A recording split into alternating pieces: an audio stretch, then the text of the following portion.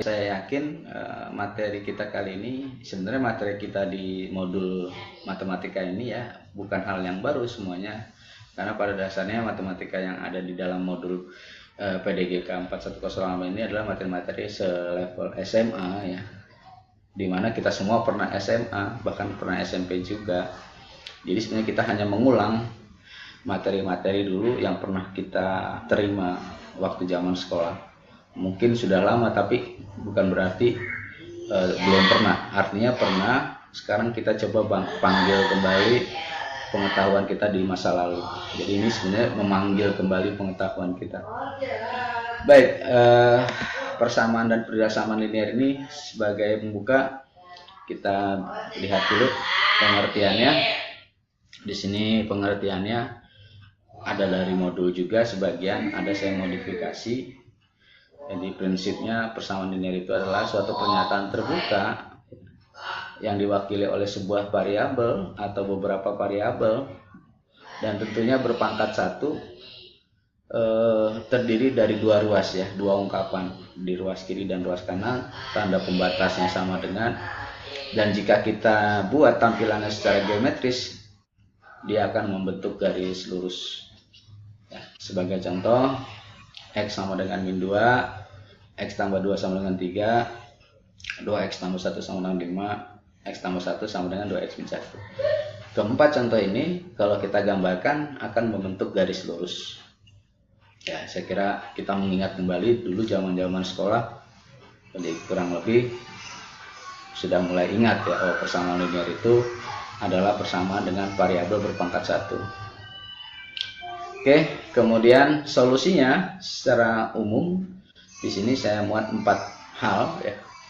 Yang pertama yang perlu kita lakukan untuk menentukan solusi dari persamaan linear adalah membuat ruas kiri memuat variabel saja, ruas kanan memuat solusinya. Jadi itu prinsipnya. Nah, untuk mendapatkan ruas kiri variabel, ruas kanan solusi, kita boleh melakukan beberapa hal di sini. Boleh menjumlah atau mengurang kedua ruas dengan sebuah nilai yang sama, atau boleh mengalihkan atau membagi kedua ruas dengan sebuah nilai yang sama juga. Jadi dalam persamaan linear, kalau kita melakukan operasi entah itu jumlah kurang kali bagi, kita bisa lakukan pada kedua ruas. Pak Sodik mungkin bisa di mute dulu. Pak Sodik, suara. Oke. Baik, kita lanjut. Jadi untuk prinsip persamaan linear ini untuk menentukan solusinya bisa kita terapkan juga nanti pada pertidaksamaan linear, namun ada satu penambahan ya. Oke, jadi ini prinsip untuk menyelesaikan persamaan linear. Dan prinsip ini kita bisa perhatikan kalau kita pernah belajar aljabar tingkat lanjut, akan kita temukan yang namanya metode eliminasi Gauss atau eliminasi Gauss-Jordan, yang mana prinsip yang mereka gunakan adalah prinsip yang ini. Jadi boleh menjumlah mengurang, boleh mengalih membagi kedua ruas dengan nilai yang sama, namun dalam bentuk matriks ya. Kalau di sini kita masih dalam bentuk persamaan linear. Oke, itu sekarang kita lihat prakteknya saja. Contohnya, tentukan solusi dari 3x tambah 19 sama dengan 31. Nah, ingat prinsipnya ruas kiri variabel, ruas kanan solusi. Maka tentu saja 19 ini harus kita eliminir supaya kita mendapatkan variabel. Maka kedua ruas dikurangi 19, maka kita peroleh 3x sama dengan 12.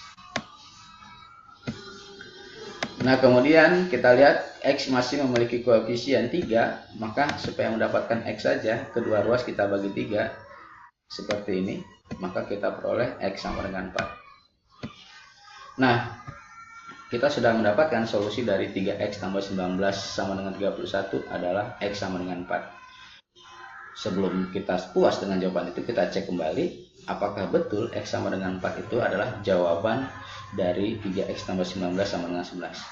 Kita substitusi, kita peroleh 3 kali 4 12, 12 tambah 19 sama dengan 31, dan itu benar. Artinya 3x tambah 19 sama 31 akan bernilai benar jika X sama dengan 4. Jadi kurang lebih seperti itu untuk contoh yang pertama. Nah, sekarang contoh yang kedua, ini masih tentang persamaan linear namun bentuknya pecahan.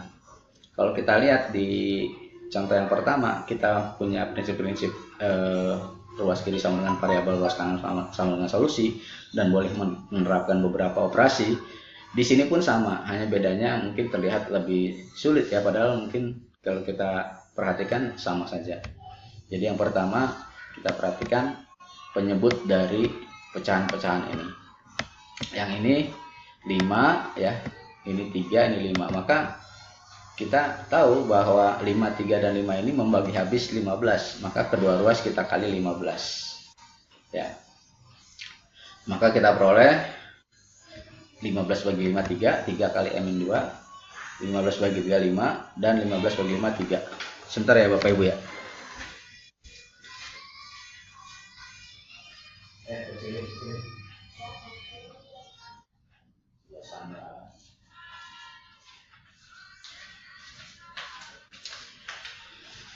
Oke, tadi ada gangguan dulu sebentar ya.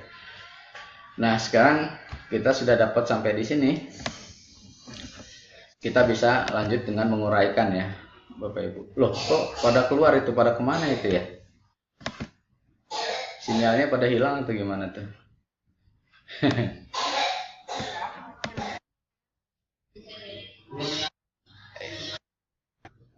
Iya, emang sinyalnya mungkin ya. Iya. Iya, nanti mohon ditanyakan atau ditanyakan lagi kira-kira bagian pas saya kurang jelas suaranya, nanti bisa ditanyakan lagi. Baik, saya lanjut. Untuk yang berikutnya ini kita uraikan ya. Ini kita uraikan 3 kali M 3M 3 min 6 tambah 5M sama dengan 3. Nah, kita lihat di sini 3M sama 5M ya, sama-sama bervariabel M. Kita bisa tambahkan 3M tambah 5M sama dengan 8M. Maka kita peroleh ya 8M min 6 sama dengan 3. Nah, prinsip ini sampai sini kita bisa gunakan seperti contoh pertama ya. Tambahkan kedua ruas dengan 6 supaya 6 ini tereliminir. Kemudian hasilnya ini ya 6 jadi 8M sama dengan 9. Lalu kedua ruas dibagi 8 tentunya supaya 8 bagi M 8M bagi 8, 9 bagi 8, maka kita peroleh M sama dengan 9/8. Nah, tentu sama dengan yang tadi, kita cek lagi jawaban yang sudah kita punya ya. Kita cek lagi di sini agak kompleks memang ya, agak kompleks di sini. Tapi ya kita coba lakukan. 9/8 kurang 2 ya, di sini itu sama juga 9 kurang 16 bagi 8. Kemudian 9/8 bagi 3 itu sama juga 9/24. Kemudian kita lakukan perhitungan di bagian sini. Kita peroleh min 7/40 ya, 8 kali 5. Min 7/40 ditambah 9/24 tetap. Nah, samakan penyebut 40 kali 24, 24 kali 40. Maka kita peroleh yang bawah ya, penyebutnya 960. Yang atasnya itu min 168, yang ini min 7 kali 24 dan 360, 9 kali 40. Kemudian 360 dikurang 168, 192 per 960. Bagi kedua ruas dengan 192, bagi pembilang dan penyebut dengan 192 diperoleh 1/5. Dan benar ya, yang diharapkan 1/5. Oke, jadi setiap kali ketika kita mendapatkan jawaban dari sebuah permasalahan, ada baiknya kita uji untuk mengecek apakah betul-betul jawabannya itu sesuai sehingga membuat pernyataan yang menjadi benar atau tidak gitu ya. Oke, mungkin bisa saya lanjut atau ada yang mau ditanyakan, silahkan. Suara saya mungkin cukup jelas, Bu Novi, silahkan.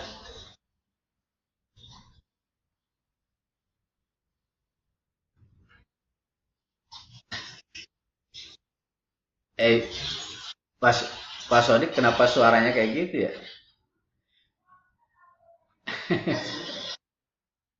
Pak Sodik itu suara apaan sih? Oh, sek, sek, sek.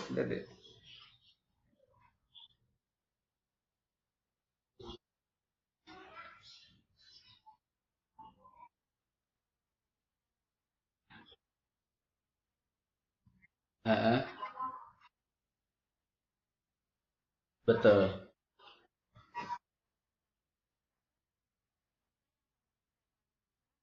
Mhm.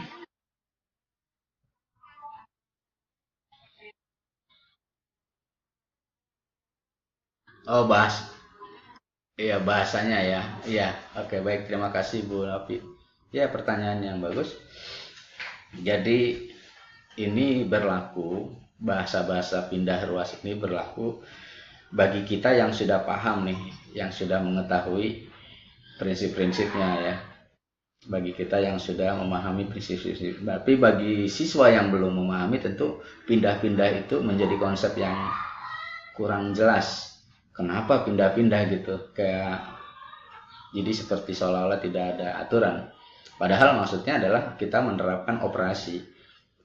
Jadi, tapi untuk ketika kita sudah memahami, untuk memudahkan ya kita tinggal bilang ruas ini pindah, ruas itu pindah gitu. Jadi begitu Bu Novi. Jadi iya, iya, iya. Kalau dalam penyelesaian, kalau bisa, kalau dalam penyelesaian seperti ini, seperti di slide, supaya jelas. Tapi ketika kita mengajarkan, kadangkala ada beberapa orang gitu bilang pindah, pindah, pindah ruas nih, ini plus jadi min dan sebagainya gitu ya. Padahal aslinya ada menerapkan operasi baris. Jadi kalau dalam jawaban juga jangan ngomong pindah juga kali kurang pas ya. Jadi kalau bisa jangan ngomong pindah gitu Bu Novi ya. Misalkan 8M min 6 sama dengan 3, pindahkan 6 ke ruas kanan ya jangan begitu juga lah. Tetap lakukan operasi tertulisnya min 6 tambah 6 ya supaya jelas. Mungkin begitu, ada lagi yang lain? Iya. Iya, sama-sama Bu Novi. Kalau tidak ada, saya lanjut. Nah, sekarang kita masuk ke harga mutlak. Ini juga pernah kita pelajari di SMA kelas 10. Dari zaman dulu sampai sekarang, matematika itu belum banyak berubah ya, bahkan tidak berubah sama sekali secara materi. Di sini harga mutlak ini konsepnya adalah kita mengukur jarak atau panjang. Jadi jarak atau panjang itu tentu tidak ada bernilai negatif. Sebagai contoh, kalau saya ambil dari garis bilangan dari 0 sampai 3 ya, seperti di contoh, tentu akan sama panjangnya dari 0 ke min 3.